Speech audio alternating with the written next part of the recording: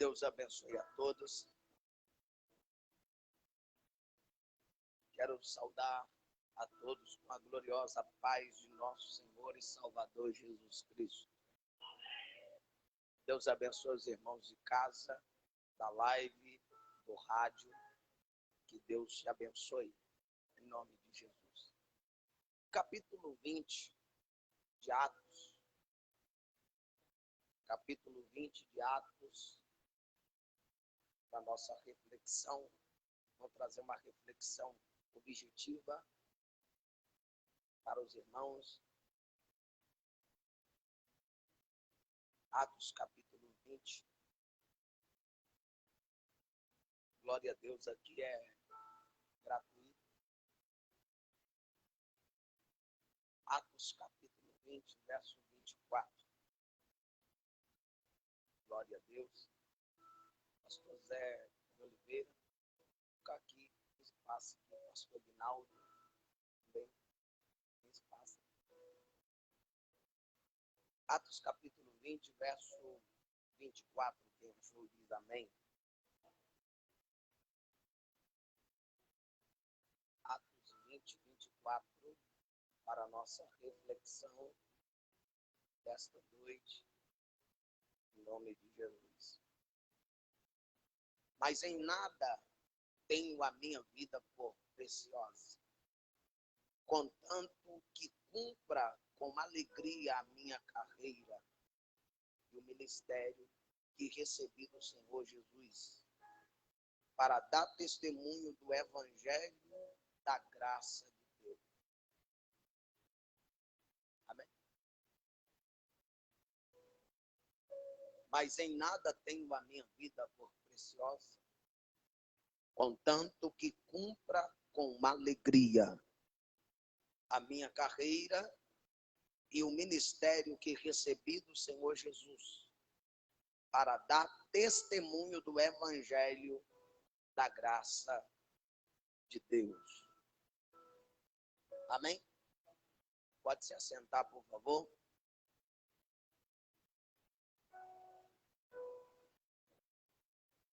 Meus irmãos, minhas irmãs,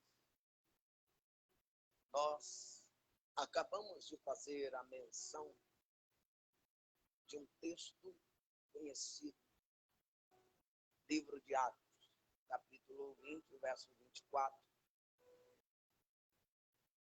O texto que Lucas escreve a fala de Paulo. Paulo,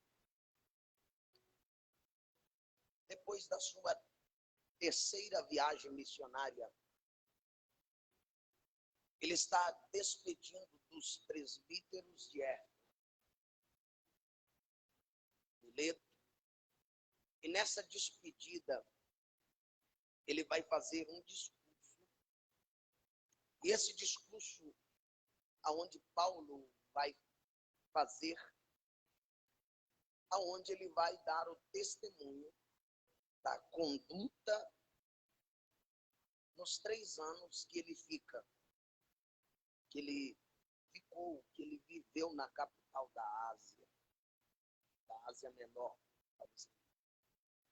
Aqui ele vai demonstrar, ele oferece alguns conselhos que é importante para os líderes e para a comunidade, para dar continuidade da obra que Paulo exerceu. Quando nós olhamos para o texto que foi a base que nós lemos aqui nessa noite, Paulo vai falar de 3 marcas distintas da vida de um crente ou de um ministro. Quando eu trato de ministro, todos nós somos ministros. Somos vocacionados por Deus. Quando eu parei para meditar nesse texto, a primeira marca que Paulo mostra, ou o ministro do Evangelho, a primeira marca que ele tem que ter é a certeza da sua vocação. Todo crente tem que ter a certeza da sua vocação. Todo crente tem que ter a certeza por que ele está aqui. O ministro, ele tem que ter a certeza que ele foi chamado, ele foi vocacionado, ele foi elegido por Deus para cumprir uma tarefa. E Paulo, ele vai mostrar que um ministro que recebe do Senhor, ele foi recebido por Cristo. Tem um encontro com Paulo e Paulo, ele é transformado, ele recebe uma vocação de anunciar o testemunho de Cristo aos gentios. E Paulo, depois de Jesus, foi o maior homem da história, ganhador de alma, plantador de igreja. E aqui, Paulo, ele não era voluntário, mas ele era um homem chamado por Deus. Paulo não chegou e disse, eu vou ser crente, vou ser pregador. Pastor, foi chamado. O ministro do evangelho, ele tem que ter a certeza da sua vocação. E Paulo tem a certeza que ele não cai de paraquedas. Paulo tem a certeza que ele foi chamado por Deus para ser apóstolo. Paulo não arrumou o título apóstolo Paulo, como muitos aí têm título de apóstolo, mas Paulo foi chamado, Paulo foi vocacionado para ser apóstolo. O seu ministério não foi o resultado de um comissionamento humano, não foi Pedro que comissionou a Paulo. Não foi a igreja primitiva que comissionou a Paulo. Foi o próprio Deus que o chamou e o comissionou para uma missão. Nós estamos vivendo num tempo em que a maioria das pessoas, elas recebem um chamado dos homens. Vem para a minha igreja, que aqui você vai ter uma função de diácono, presbítero, sei lá o quê. E as pessoas querem título, mas elas não foram chamadas por Deus. Pastor, mas e aquele texto que Jesus disse que muitos são chamados? Fato. Mas continua lendo o texto que ele diz, mas poucos são escolhidos. Chamar, ele chama todos para a salvação. Mas escolhidos para a salvação é poucos. Escolhido para exercer o ministério é poucos. Porque chamar, ele chama todos. Todos foram chamados, mas poucos são escolhidos para cumprir a missão a qual ele designou. Quando nós olhamos esta verdade, nós percebemos que Paulo não foi comissionado por homem. Paulo foi comissionado por Deus. Foi Deus que o chamou. Quando você pega Gálatas, Paulo diz que ele, Gálatas 1:15, se não me falha a memória, Paulo diz que ele foi escolhido desde o ventre de sua mãe. Deus já havia o escolhido para ser apóstolo. Para ser apóstolo. Quando nós percebemos esta verdade, o ministério, o chamado, não começa quando eu nasci, começou antes mesmo de eu nascer. Paulo foi chamado, foi escolhido por Deus antes do ventre de sua mãe. É ele quem vai dizer. E percebe que ele recebeu o seu ministério do Senhor Jesus. Porque em Atos 9, o texto diz que quando o Senhor disse para Ananias para ir e impor as mãos sobre Saulo, o texto diz que Ananias questiona ao Senhor dizendo: esse homem mata crente, esse homem persegue. Mas Deus olha para Ananias e diz: este é um vaso escolhido para mim.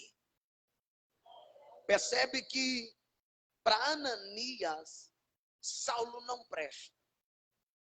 Para Ananias, Saulo não serve para o ministério. Mas Deus olha e diz: este é vaso escolhido para mim. Foi o próprio Senhor que o chamou, foi o próprio Senhor que o escolheu para o ministério. A convicção do chamado é muito importante para aqueles que trabalham na obra de Deus. Tem muita gente trabalhando na obra, cantando, pregando, abrindo culto, orando pelos dons, mas eles não têm a convicção do seu chamado. Elas cantam, elas fazem, mas elas não têm a convicção do chamado. Se alguém chega e fala: por que você está na igreja? Ah, estou na igreja porque eu quero ir para o céu.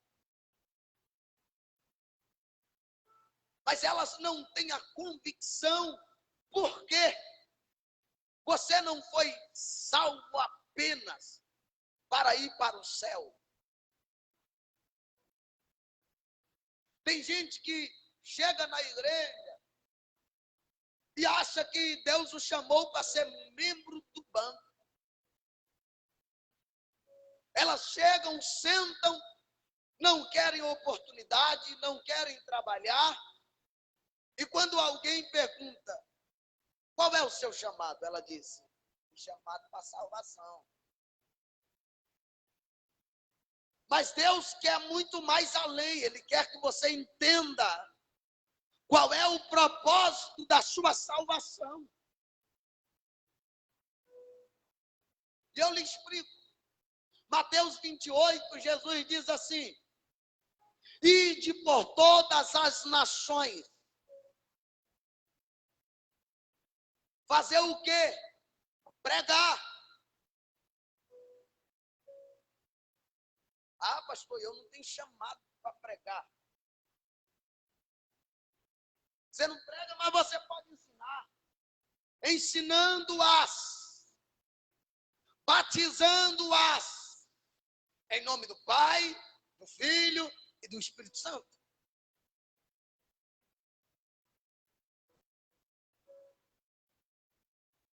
Eu não sou chamado apenas para ser um membro de uma igreja ou de uma denominação. O meu chamado tem que ir muito mais além. Por quê? Há pessoas que elas ainda não compreenderam o seu chamado. Nós fomos chamados para ser ministros, nós fomos chamados para serem adoradores, nós fomos chamados para ser intercessores, e às vezes a gente não entendemos. Nem todo mundo foi chamado para o púlpito, nem todo mundo foi chamado para cantar, mas alguém foi chamado para orar. E quando eu entendo qual é o meu chamado, eu exerço o meu chamado.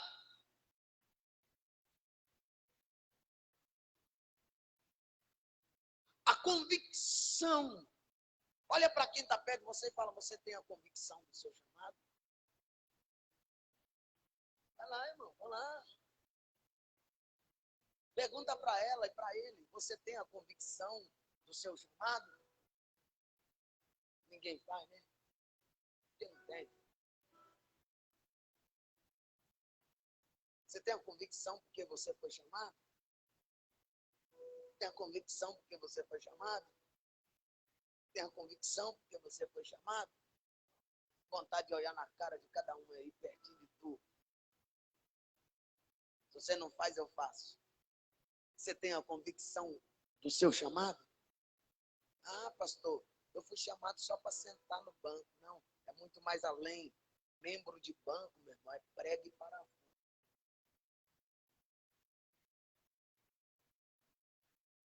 A única coisa. Deus quer que você tenha a convicção do seu chamado. A distribuição das vocações é mais importante que a distribuição das riquezas.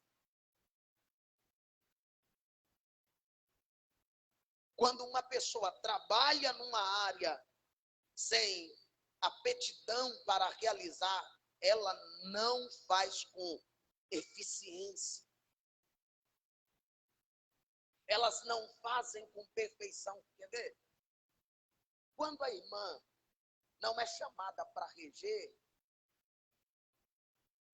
ela não faz com eficiência.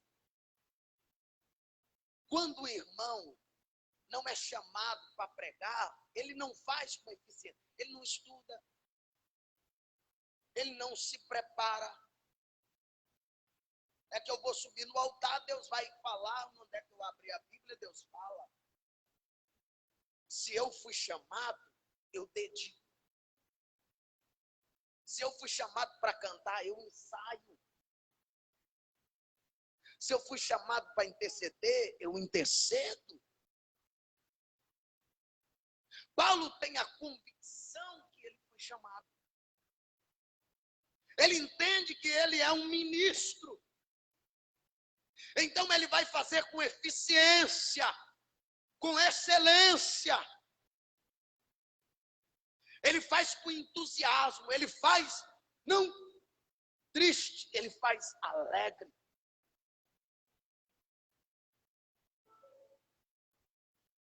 Ele não faz reclamando, mas ele diz: em tudo dai graça.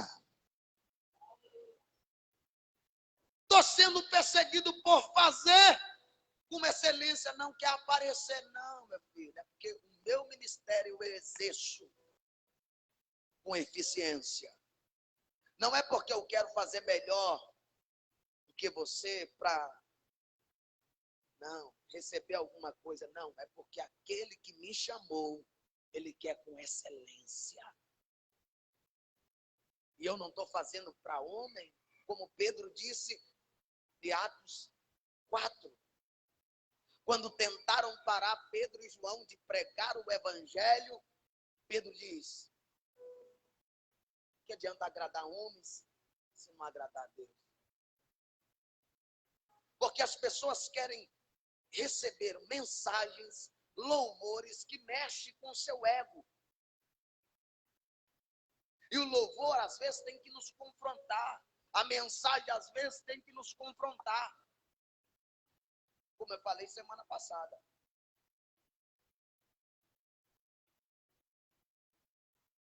O ministro, ele entende que ele tem que fazer com excelência.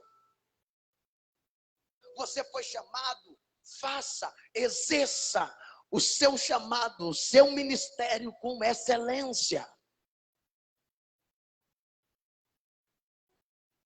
Faça com excelência.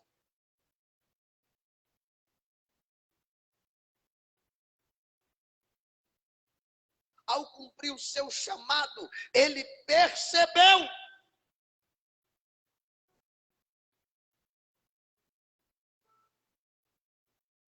que ele tinha que fazer com excelência.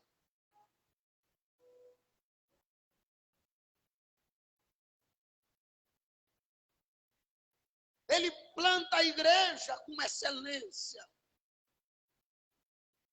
Ele ensina com excelência. Ele prepara outras pessoas pessoas para ficar no seu lugar com excelência.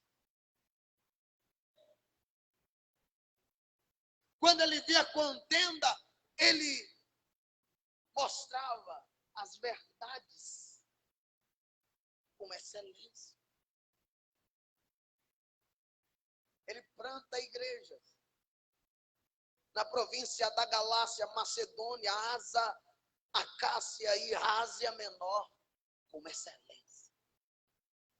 A igreja de Éfeso, a igreja de Corinto.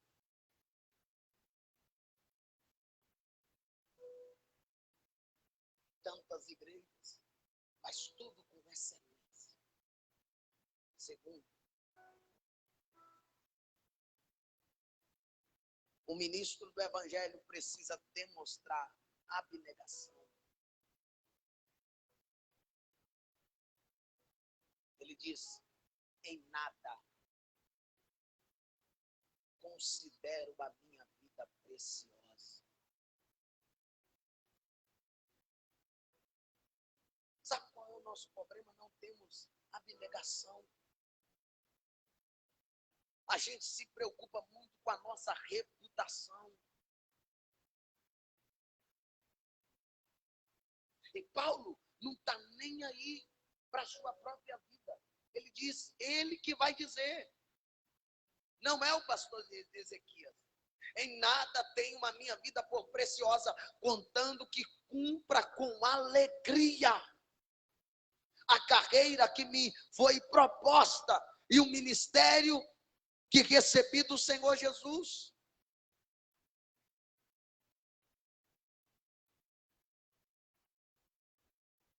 Paulo, ele não entrou para o ministério buscando vantagens pessoais. As pessoas entram hoje para o ministério pensando em si mesmo. E Paulo não entrou pensando em vantagens para si.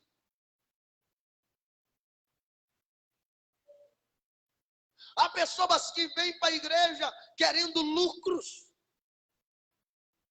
Eu vou para a igreja que eu vou enriquecer.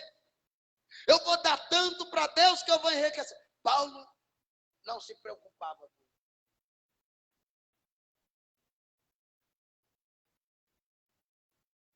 As pessoas querem vir para a igreja de modo de uma barganha com Deus. O que eu vou ter em troca de ir na igreja? E Paulo,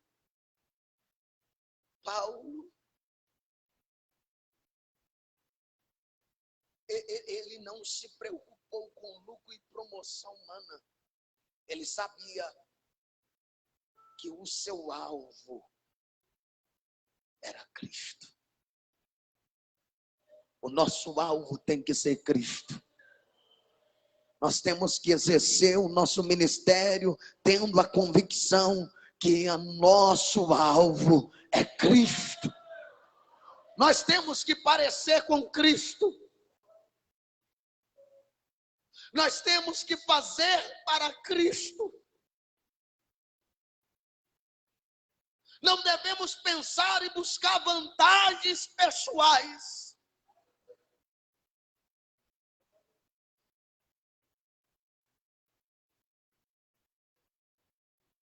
Aleluia. Ele foi chamado por Deus para dar a sua vida pelo ministério.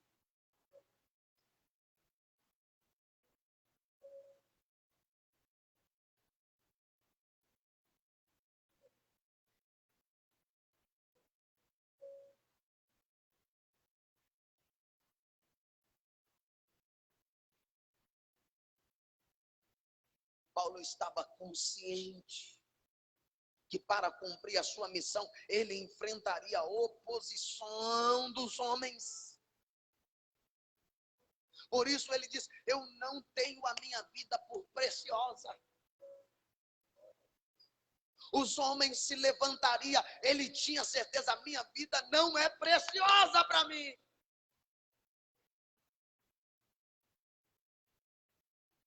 quantas batalhas Paulo enfrentou, quantas oposição de Nero,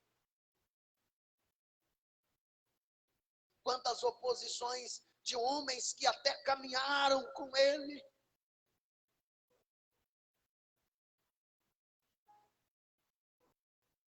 Mas ele dizia: não tenho a minha vida por preciosa.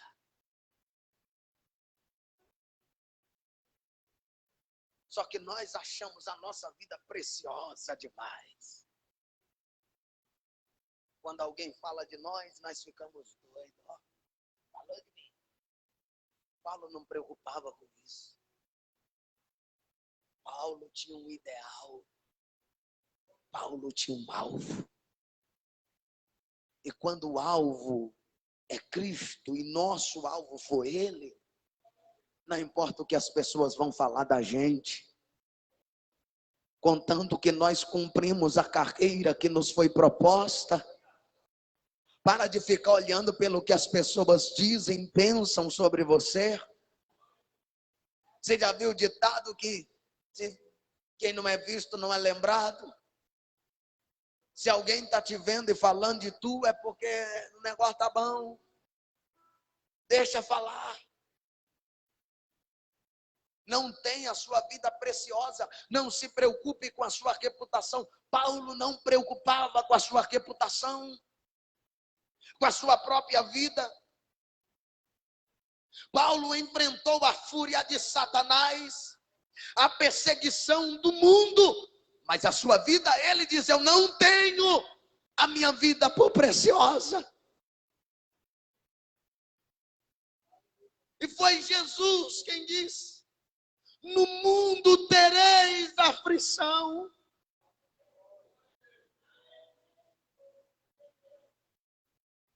Há muitas pessoas que querem ser amadas pelo mundo, aplaudida pelo mundo. Satanás, irmão, ele se manifestou e Jesus disse: o príncipe desse mundo está próximo. Ele sabe que ele tem que ir para a cruz, mas ele venceu o mundo. Ele venceu a perseguição dos fariseus, dos escribas. Ele venceu o pecado. Ele venceu a tentação, a tribulação. Por isso ele disse: tem de bom ânimo, eu venci, você também pode. Se o mundo vos odeia, sabeis que antes ele me odiou. Paulo foi odiado pelo mundo. Satanás o perseguia. Ele disse: eu orei 3 vezes a Deus para que ele tirasse o espinho da minha carne. Qual era o espinho da carne de Paulo? Um mensageiro de Satanás que vinha e os bofeteava, batia nele. Satanás o perseguiu. Mas ele batia no peito e diz: a minha vida não é preciosa. Aí eu gosto que ele diz: eu trago no meu corpo as marcas de Cristo. O ministro do evangelho tem que trazer no seu corpo as marcas de Cristo. Paulo entende que a sua vida não era preciosa. Por onde Paulo passou, ele foi apedrejado, fustigado, com vários varas, ele foi açoitado, ele foi preso, açoitado, espancado. Na jornada ministerial foi perseguido em Damasco, rejeitado em Jerusalém, esquecido em Tarso, apedrejado em Listra, açoitado e preso em Filipe, aleluia, escorraçado de Tessalônica, enxotado de Bereia. Ele foi chamado de tagarela em Atenas, de opositor em Corinto. Ele enfrentou feras em Éfeso, e ele foi preso em Jerusalém e foi enviado para Cesareia. Mas ele disse: a minha vida não é preciosa, contanto que eu cumpra a carreira. Estou sendo açoitado, é por causa da carreira que eu recebi. Eu tenho uma carreira a seguir. eu tenho um alvo para chegar. Estou sendo perseguido, mas eu tenho um alvo. Estou sendo escorraçado, mas eu tenho um alvo. Eu estou sendo açoitado, mas eu tenho um alvo. Eu tenho um chamado, eu tenho um ministério. E saiba, irmão, que todo chamado para um ministério tem perseguição. E se você não quiser ser perseguido, desvia. Se você não quer ser perseguido, sai da igreja. Que isso, pastor? É verdade. Porque lá no mundo você não vai ser perseguido. Lá no mundo, às vezes as pessoas não vão te odiar. Só por você aceitar Jesus, aí você já está arrumando inimigo.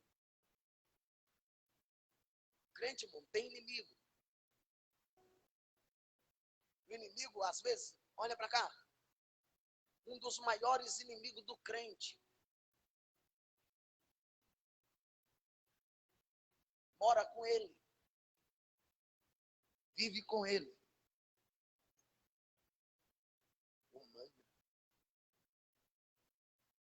O maior inimigo do crente não é Satanás, porque ele já foi vencido. O maior inimigo é isso aqui, ó. Dorme com você. Acorda com você. Esse inimigo aqui não fica crente. Esse inimigo aqui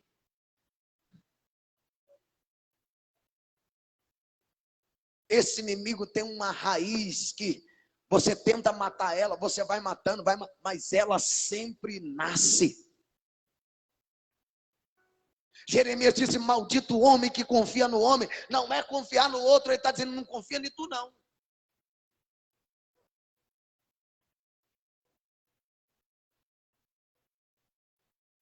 O maior inimigo seu não é a pessoa, não é o teu vizinho, não é Satanás. O problema aí Jesus já resolveu. O maior inimigo é tu mesmo. Essa carne, irmão, é maldita. Essa carne não fica crente. Essa carne te tenta todo dia e toda hora. Jesus diz assim, ó, olha para cá. A graça. Olha para você ver. Como é que o negócio tem que provar na vida. Jesus diz assim, ó. Que se teu olho te faz pecar, ele está dizendo, o seu inimigo é seu olho. Porque se ele pecar, arranca ele. Se tua mão te faz pecar, faz parte de você. Corta ela. Se teu pé te faz pecar, ele não está falando diabo, ele está falando seu pé. Te faz pecar, corta ele. É melhor entrar cego, é melhor entrar sem mão, é melhor entrar coxo, do que ir com os dois olhos, com as duas mãos, com dois pés, para o fogo. Percebe que o maior inimigo nosso não é o diabo, é a nossa carne. Só que Paulo entende que a sua carne, aí ele diz assim, em Corinto, ele diz, miserável, em Romanos parece, miserável homem que sou, quem me livrará do corpo dessa morte? Ele está falando dele mesmo, do corpo dele. Em Roma havia uma lei. Se uma pessoa matasse outra pessoa, o assassino, ele recebia a condenação de morte. Como? A pessoa que ele matou era amarrada no seu corpo.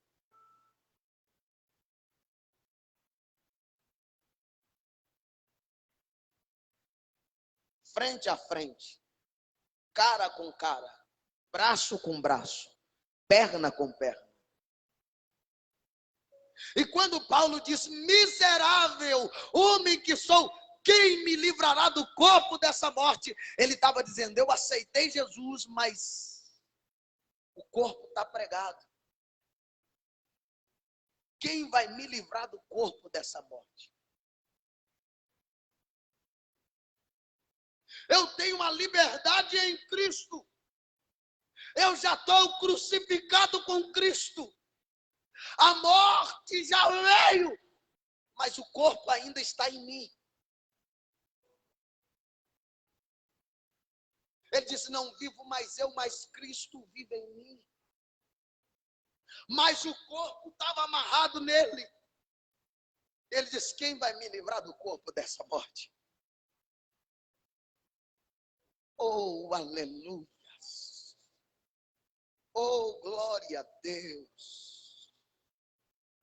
A única coisa que lhe importava era testemunhar o evangelho. Nada importava para Paulo. Eu estou apanhando, estou sendo escorraçado, estou sendo chamado de tagarela, mas o que importa é anunciar o evangelho da graça de Deus. Não importa. Não importa o que dizem sobre mim. Não importa o que fala de nós. O que importa para nós é falar dele. É cantar sobre ele. O que importa para nós não é usar o microfone para desabafos. O que tem muita gente usando o altar para desabafar. O que importa é anunciar o evangelho. É anunciar o evangelho. Para Paulo o que importava era isso.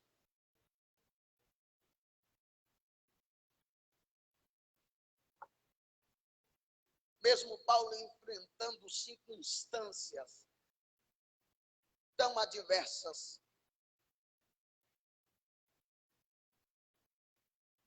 sendo encurralado, ele não considerava a sua vida preciosa para ele mesmo.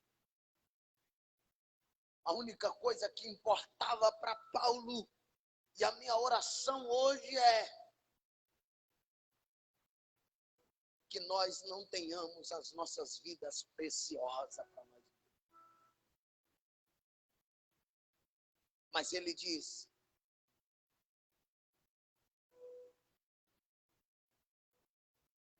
a única coisa que importava para ele é anunciar o evangelho. Da graça. Terceiro,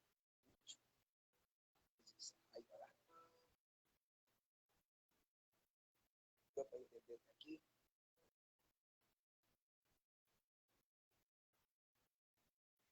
Um ministro do evangelho, ele precisa revelar paixão naquilo que ele faz. Só uma pergunta. Você tem paixão no que você faz? Você tem paixão pelo teu chamado? Você revela paixão naquilo que você está fazendo? O ministro do evangelho, ele precisa revelar paixão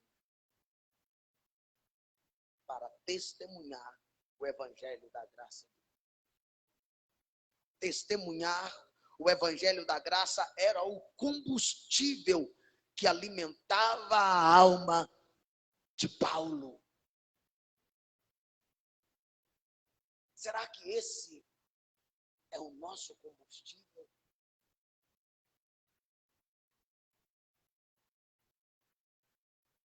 Será que o nosso combustível é testemunhar o evangelho da graça de Deus?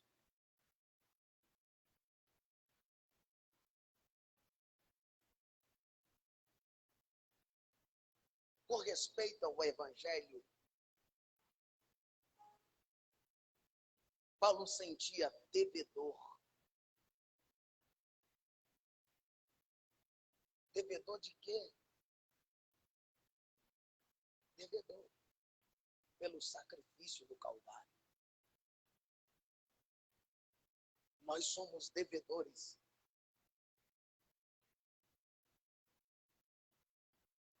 Às vezes ficamos de braços cruzados.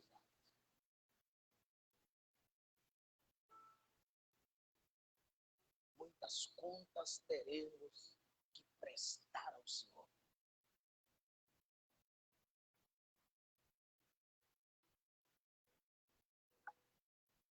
E o que nós iremos apresentar?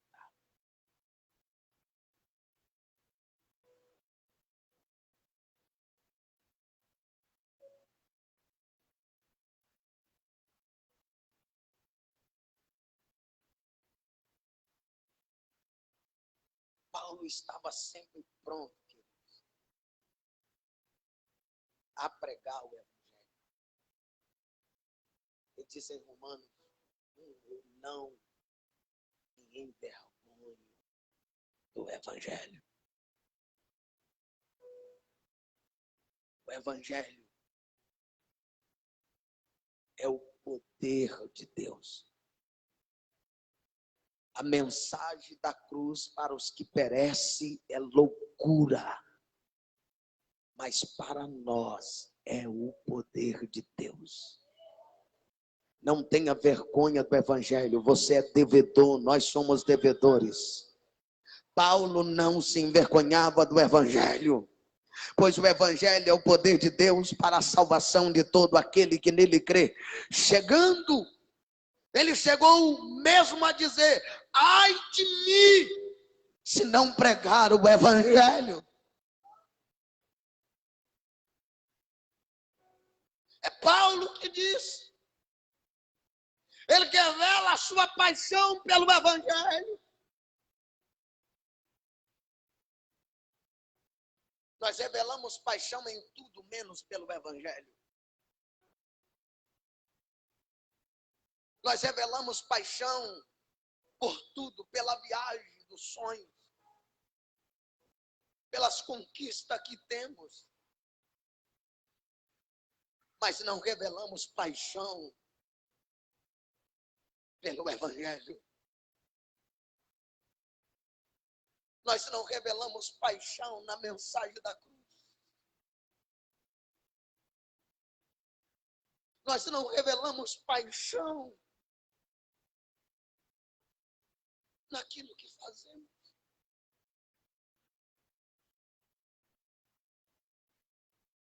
Ai de mim se não pregar o Evangelho. Paulo pregava com saúde, ou até mesmo doente. Paulo pregava o Evangelho. Estava frio. Paulo pregava o Evangelho. Com o coração partido, mas Paulo pregava o Evangelho. Paulo estava em liberdade, Paulo pregava o Evangelho. Paulo estava preso, mas ele pregava o Evangelho.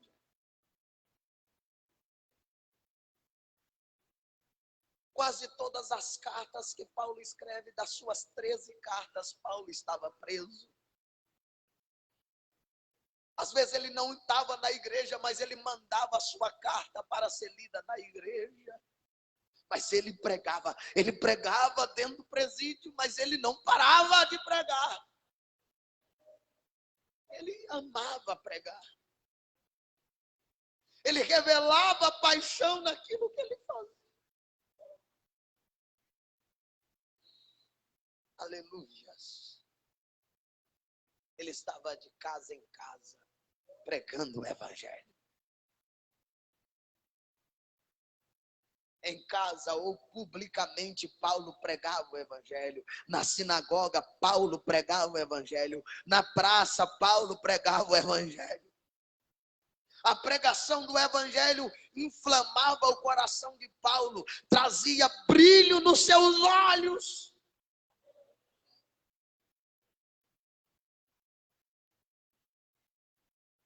Os olhos de Paulo brilhavam quando ele pregava o Evangelho. Quando Paulo parava para ensinar, seus olhos brilhavam. Seu coração se alegrava. Querido,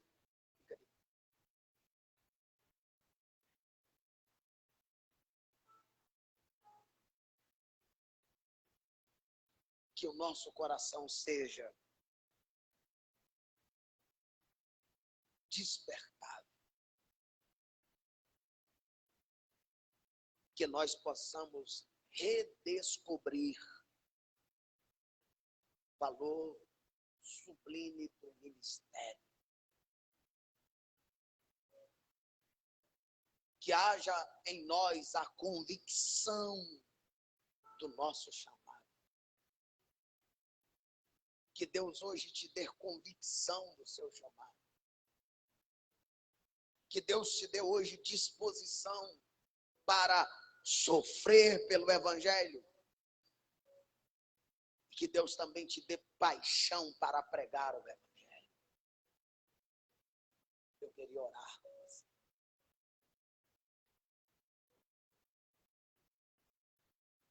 Queria que você abrisse o seu coração.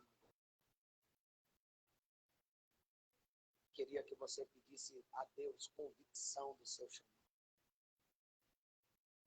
Me dá convicção do meu chamado.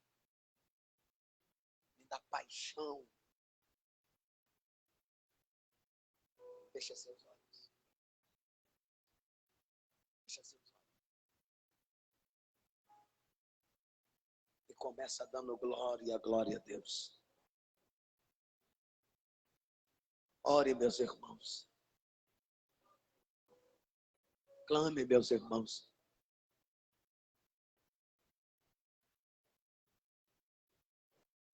Espírito Santo, eu preguei a sua palavra. Eu preguei a sua palavra. Eu preguei a sua palavra nesta noite, Senhor. E eu te peço nessa noite que meus irmãos possam ser tocados. Eu te peço nesta noite que minhas irmãs possam ser tocadas. Senhor, que nessa noite o nosso coração seja despertado para redescobrirmos os valores sublimes do ministério, Senhor. Que haja em nós a convicção do nosso chamado. Dai-nos a convicção do nosso chamado, Senhor. Dar a convicção a esse obreiro, a esta obreira, a este irmão e a esta irmã, meu Pai, dai a convicção do chamado. Senhor, meu Deus, em nome de Jesus, dai disposição para sofrermos por causa do teu evangelho, Senhor. Dai-nos, ó Pai, aleluia, paixão para pregar o evangelho nesta noite. Orabacanda labacham declamastro e alabaias. Oribiclamastro e alabacham declamastro e alabarabai. Aleluias. Como a tua palavra disse, Senhor, em nada tenho a minha vida por preciosa, contando que cumpra com alegria a carreira e o ministério que recebi do Senhor, para dar testemunho do evangelho da graça de Deus. Senhor Espírito Santo, dai-nos a convicção do nosso chamado, Senhor. Dai-nos a convicção do nosso chamado, Senhor. Senhor, traz o despertamento para a tua igreja, para o teu povo nesta hora, Senhor. Reacende, Senhor, esta chama, que nós possamos ter paixão pelo evangelho. Ah, Espírito Santo.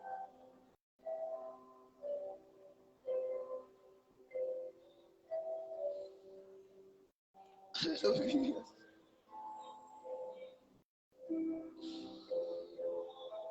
Aleluia.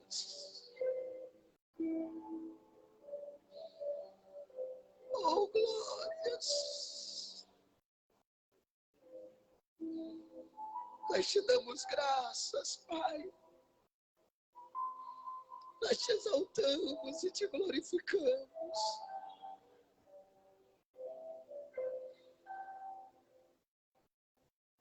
dai brilho aos nossos olhos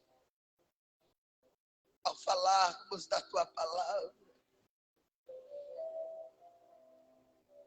Que haja, meu Pai, em nossos corações paixão por aquilo que fazemos para ti. Em nome de Jesus, ó Pai. Não deixa que tenhamos a nossa vida por preciosa, mas que nós possamos cumprir com alegria a carreira que nos foi proposta. Fica conosco.